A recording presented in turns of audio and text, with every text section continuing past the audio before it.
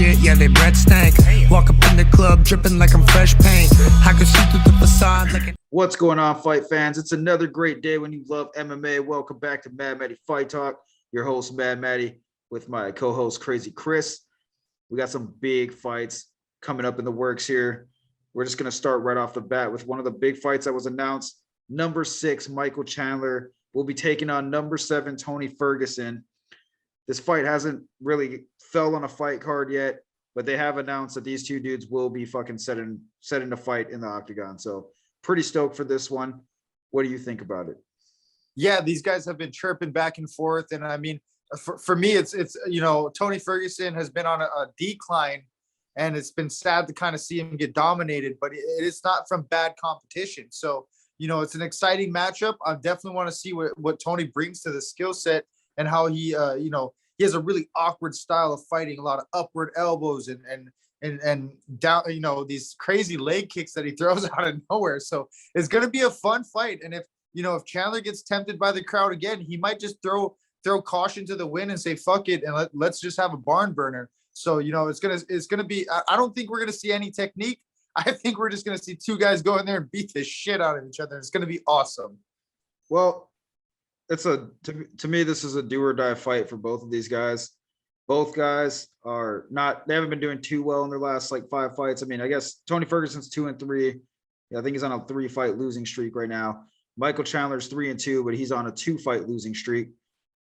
Ferguson 7-3 in his last 10, and Chandler 6-4 in his last 10. This is going to be an interesting fight because both of these guys need to win desperately, especially Tony Ferguson.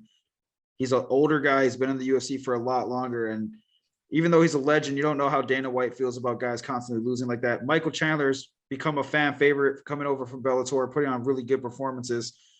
But like you said, he feeds into the crowd. And I feel like in this fight, if he does that, he's going to be in really dangerous waters. Yeah, definitely. I look, the Tony fighting Chandler, it says something about Tony's career and where he is as an athlete. You know, the UFC very, very much has a high expectation of Tony's performances. So for me, this fight could easily go to Chandler if he sticks to his basics and goes in there and fights like he fights in Bellator and really doesn't care about proving a point to anybody. Just goes out there, meets the opponent, and fight him.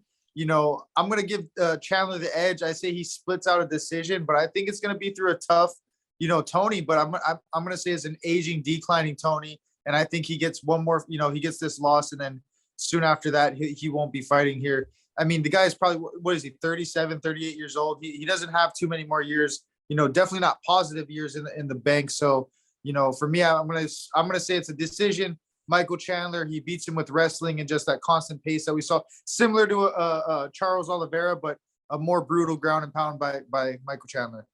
Well, I don't agree with you on that. I'm going to go with Tony Ferguson in this fight for a few reasons. One, before he went on this 3-fight losing skid, he was on a 12-fight win streak, and he was almost unstoppable in lightweight. He rose right to the top until he lost to Gaethje.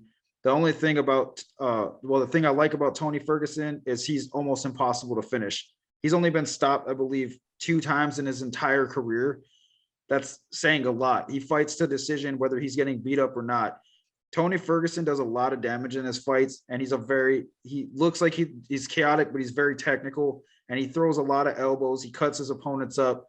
The guy has 9 submissions and 12 KOs in his career. He is fully capable of turning it around and putting a guy like Michael Chandler either unconscious by standing up with him or tapping him out. And I'm not saying Michael Chandler's an easy fight by any means.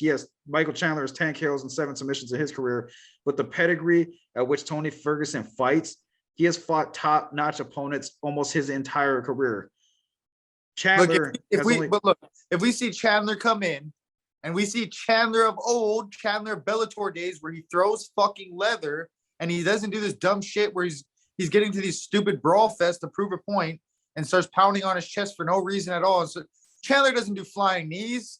Chandler doesn't do double, you know, single legs to high crotch and fancy toss overs. He was trying to impress the crowd. He was beat up. He had nothing in there but to prove that he could do it, and he wanted to show everybody else. Look, if Chandler sticks to his game plans, his solid game plans, which he has a solid coach out there in Florida, things will be a lot different. Tony definitely has tools, and he can definitely put away Michael Chandler. But at a 38-year-old Tony Ferguson, what are we going to see from him? We're not going to see him getting better. I'm telling you, know, Tony's better. That 12-fight win streak, that's the win streak of his career. He's not going to replicate that. What are we going to see Michael Chandler do? Michael Chandler is an outstanding wrestler, but he wants to stand up with dudes. He doesn't really take anybody to the ground. Michael's going to get back to his wrestling. He's going to throw in the pocket, and he's going to look for the shots, and he's going to place Tony on his back, and he's going to beat him on the ground. I highly doubt he hasn't done that yet, and I don't think that he is. Michael Chandler, unanimous decision. Look, Michael Chandler is going to try and stand up with a guy who is going to outstrike the fucking shit out of him. He is going to get beat up bad if they stand up. He's not going to resort to this wrestling. He hasn't done that yet, Matt, in the UFC. You're talking about a guy who doesn't. Tony Ferguson fights like a wild man. He doesn't throw combinations. What is this beating we're talking about? What are you talking? The only time you see a beating is the guys who come and engage with that. Michael Chandler, if he doesn't engage with that, he's safe. Michael Chandler literally threw down with Gaethje the entire time. He didn't go to wrestle at all. Charles on the feet, 1-1-1-2, took him to the ground, dominated on the ground. Chandler can do that easily. You would think that Chandler's going to be able to stand up with Ferguson? Have you watched Ferguson fight? I know you have. What I'm saying is I'm hoping if he stands up with him, he does it smart to look for the takedown. Oh, well, I mean, I hope so, because I haven't, like I said, dude, like I was telling you just now. If he chooses to brawl with Tony, then it's a coin toss. I don't think he's winning. If he tries to stand and brawl, Tony Ferguson is technical, and he does a lot. He throws out, dude, he's smart with his strikes. He outstrikes great strikers. Donald Cerrone, Anthony Pettis, RDA, Kevin Lee, Edson Barbosa. Destroyed all these guys. Michael Chandler has KO power, and he's knocked out some very, very good fighters. So I'm not going to say that just because Tony beats up guys that Michael's, nowhere. He wobbled. He almost put Tony on his wobbly on skates as well. Who did? Gaethje. Chandler put Gaethje on skates as well, and he knocked out Dan Hooker. So the guy has finishing. No, he definitely does. But my thing is, if he doesn't knock out Ferguson, which I don't, like I said, Ferguson's only been finished 2 times in his career. The times he's lost, he got owned on the ground by 2 guys who were really good on the ground. And Dariush and Charles Oliveira, who's now the champion. So there's no shame in losing to those guys. I mean, I haven't seen. Okay, so let's get your final predictions. Tony versus Michael Chandler. Who are you taking and why? It just depends what round fight this is. If they're the main event, because I don't know where this fight's going to fall. If it's a 5-round fight, it's going to be a 4th round. Or I'm going to go. Regardless, I'm going 3rd round TKO Tony Ferguson. I don't think that Chandler's going to be able to stand up with this guy. I think he's going to want to stand up with him because people are going to love that. That is exactly what he's going to get baited into fighting, exactly how Ferguson likes to fight, and Ferguson's going to piece him up. All right. I'm going Michael Chandler's, whatever, 5 or 3, I'm going decision. All right. Well, we'll see what happens in that one. Michael Chandler. It's going to be a barn burner. It's going to be a good fight. It's going to be really good. They're going to both around. I mean, if he's smart, he'll stick to the game plan that Dariush and Oliveira did. Seems to be the way to beat Tony Ferguson. But standing up, I don't see Chandler winning that. He has power, but he hasn't. Besides Hooker, hasn't really been able to put other people away. He drops people, but doesn't finish them. So, of recent. But we'll see what happens. So, April 16th, UFC Fight Night Vegas, number 53. The main event is set. Number 4, Vicente LUQUE taking on number 5, Belal MUHAMMED in a rematch. 21-7-1 Vicente taking on 20-3 MUHAMMED. Both guys are 9-1 in their last 10. The last time these guys fought, Vicente KO'd Belal round 1, minute 19 back in 2016. This is a good fight to see who's going to move up to possibly be the number 1 contender. What do you think of this fight? I mean, I love this fight. It's such a nice tail match. And I believe that fight was back in 2016, right? So that's 6 years ago now. So I mean, for me, I think 6 years ago, these are 2 different guys. Both have 9 wins and only 1 loss in their last 10 fights. So for me, I think this is an incredible rematch. I can't wait. I am, as a fan, just fucking excited and pumped to see these 2 guys throw down. I'm a big Vicente LUQUE fan. I'm becoming a big Belal fan. But right now, how these guys are fighting, I think Belal has turned it around after losing to LUQUE, getting knocked out in the first round like that. I think with his grueling style, I think he's going to be able to out-wrestle LUQUE, and I think he's going to cause a lot of problems for him. I think Belal's going to get it done in this fight because he knows he can't stand up with LUQUE. He's going to have to drag this fight to the ground. I think he's going to out wrestle the shit out of him for 3 rounds, or I believe 5 rounds. My bad. But Vicente has all the power in the world to hurt Muhammad and turn this fight, turn it his way. So we'll see what happens. So I mean, look, this is gonna go one of two ways. And if Belal does what he's doing to everybody else, is going in there, finding this resurgence in his career, and just finally getting a real footstone. We know what he wants to do now. He goes in there, he touches people up a little bit, and he gets to the grind. His whole fight style is literally a grind.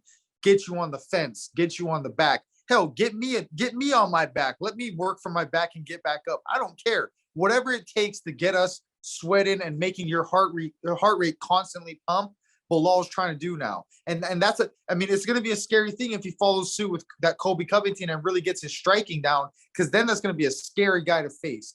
Vicente Luque, what do you need to do, right? If you're Vicente Luque and you're looking at this, what do I need to do to capture? Because look, the last thing you want to do as a fighter, as an MMA fighter or boxer, kickboxer, any guy, is go into there and have to roll the fucking dice on every fight, right? You want to kind of have a game plan on certain fights to make sure you're not going to have certain things happen.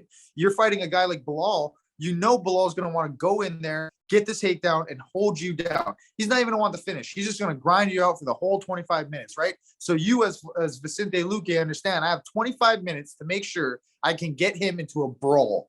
I need him to get into a brawl.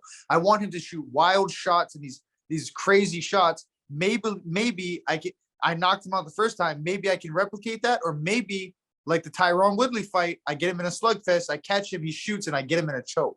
Well, right? So that's where I think Vicente Luque is going to want to win.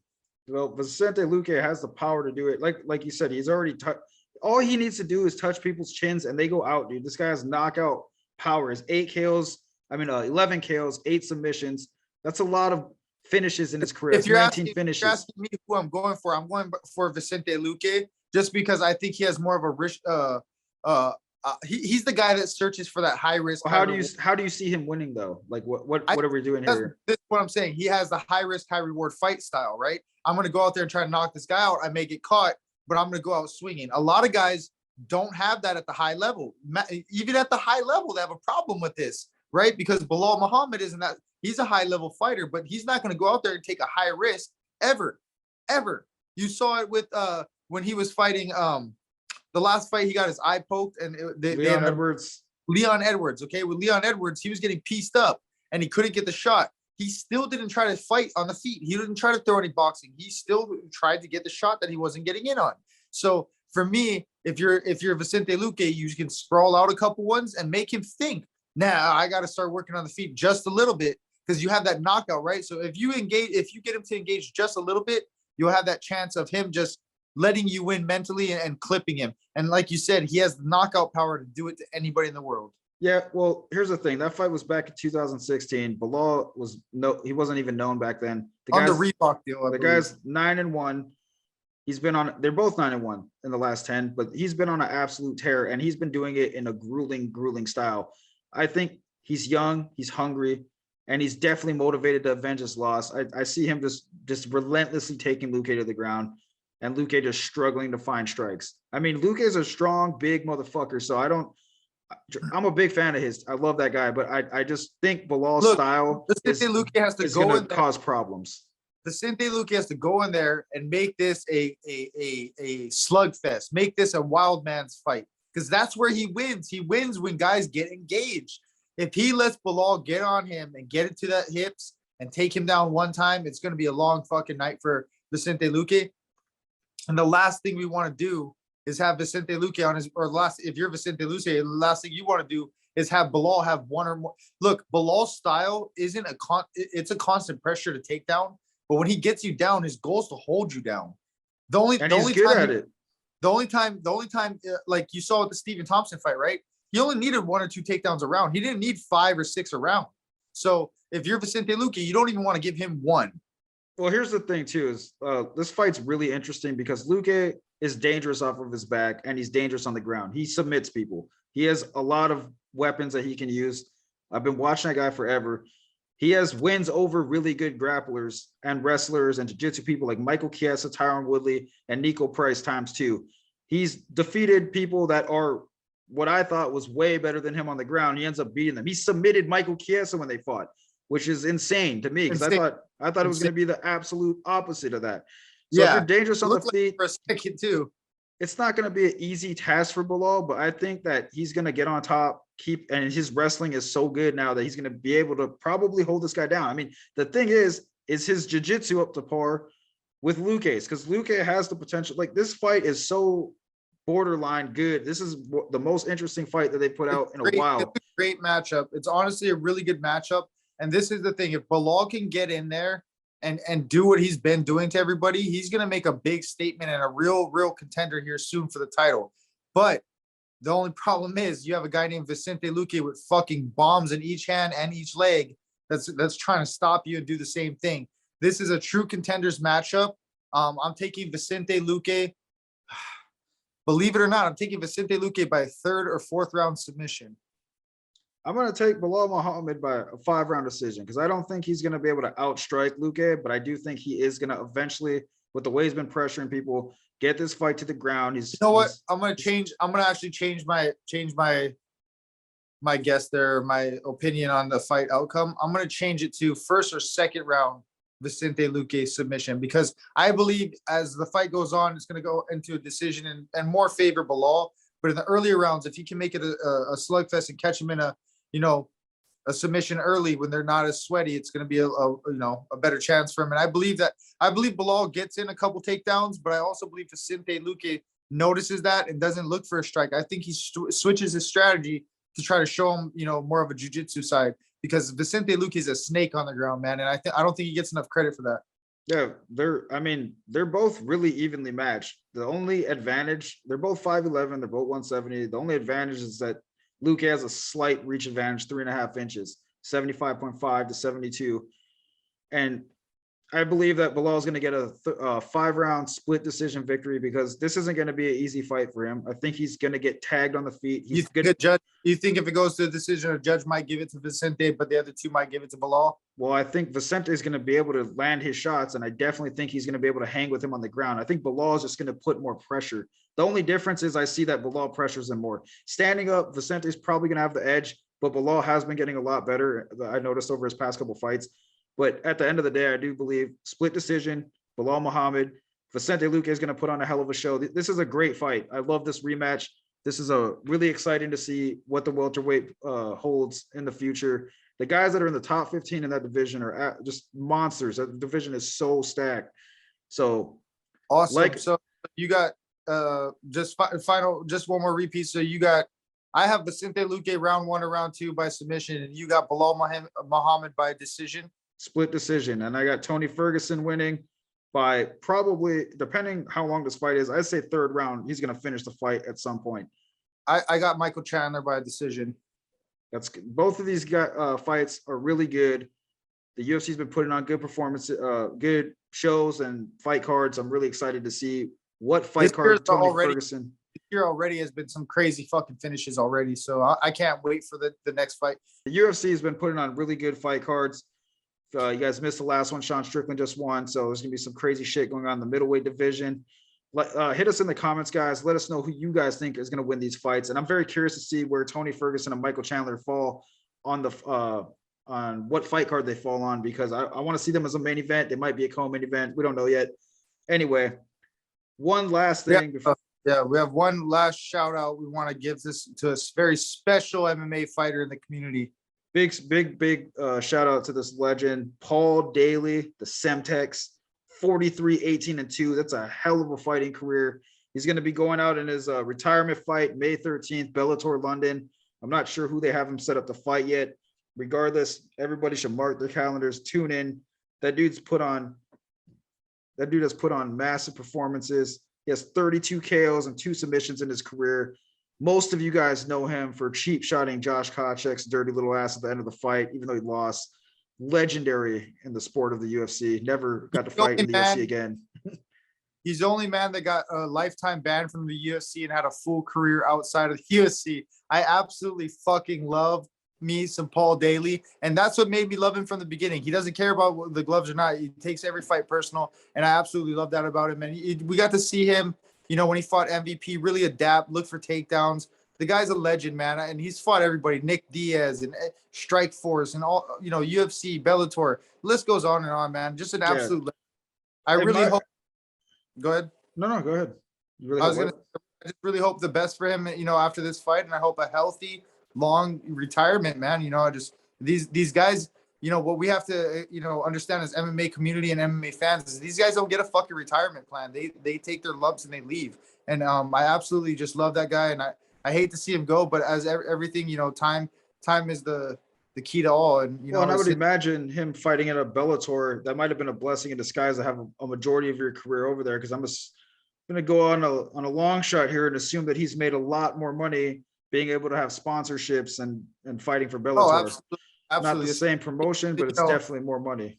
Being a European European fighter plus Bellator is open to those type of things. He must have made some massive money with his sponsors and all that. And again, I hope nothing but great, you know, business ventures and a happy retirement to him and his family. And, you know, I hope nothing but a healthy future to him. And you unfortunate young boys, if you're watching this episode and you're catching this part, check the description. I'm going to have a highlight reel of Paul Daley's career. I'm going to find the best highlights I can. It's going to be in the description below. He has nasty flying knee knockouts. This guy's vicious with his hands. Paul Daley was one of my favorite fighters to watch. I haven't been able to keep up with him too much because Bellator's all over the place when they have events. But yeah, Paul Daley's a freaking legend. If you haven't seen that guy fight, you seriously need to hit the description below. Check out his highlights. That guy's fucking awesome. Great striker. This video is sponsored by Lightspeed Payments, processing made easy. For all business owners, head over to lightspeed-payments.com and get a free quote today. Use promo code MADMATTY for 20% off. That's lightspeed-payments.com. Well, once again, guys, thanks for tuning in. Like we said, hit us in the comments below. Let us know what you guys think of these upcoming fights between number 7, Tony Ferguson, number 6, Michael Chandler, number 4, Vicente LUQUE, and number 5, Belal MUHAMMED. Who do you guys have winning? Let me know in the comments what your favorite Paul Daley moment was. Probably the Koscheck punch. That's my favorite. So let me know what you guys think. Hit you on the next episode. Haters talking shit, yeah, they breath stank. Walk up in the club dripping like I'm fresh paint. I can see through the facade like an